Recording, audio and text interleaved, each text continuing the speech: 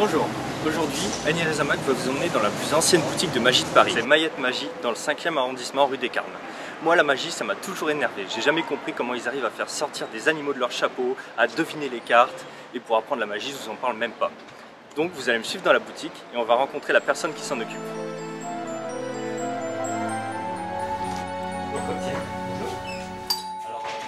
Boutique Mayette Magie dans le 5e arrondissement. Magie moderne. J'ai entendu que cette boutique avait plus de 200 ans. 204 ans exactement. 204 c'est la plus vieille boutique de magie du monde. La maison a été créée en 1808. On a des tours de magie, aussi bien pour les débutants que pour les enfants. Les tours de magie, c'est des tours individuels qui permettent d'effectuer des soi-disant miracles. Je peux vous faire un détour phare de la boutique. Ça se fait juste les quelques cartes. Je n'ai pas beaucoup alors qu'en principe je devrais en avoir plein. C'est pas le cas.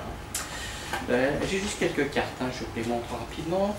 Mais c'est pas n'importe quelle carte, pour tout à fait honnête. Ce sont les 4 10, c'est-à-dire le 10 de cœur, le 10 de trèfle, de pique, pardon, le 10 de carreau et le 10 de trèfle.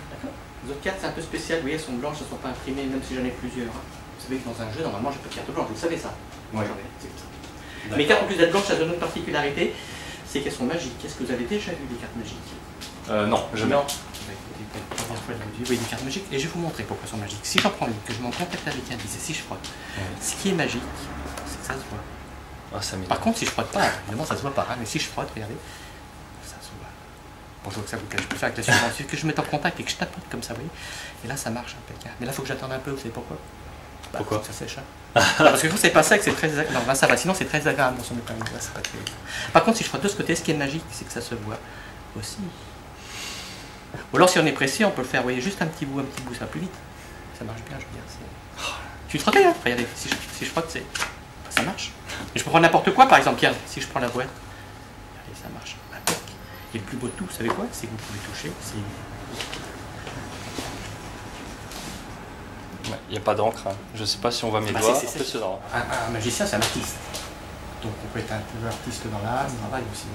Donc il faut parler aux gens, raconter une histoire, puis des choses, garder le secret, c'est quelque chose de plus important. D'accord.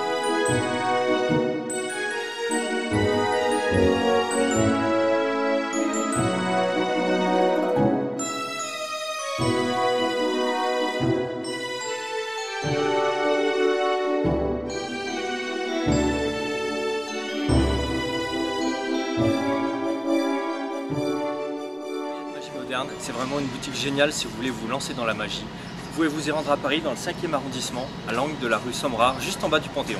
Quant à moi, je vous dis à la prochaine pour un nouveau reportage sur Annie Rezamak.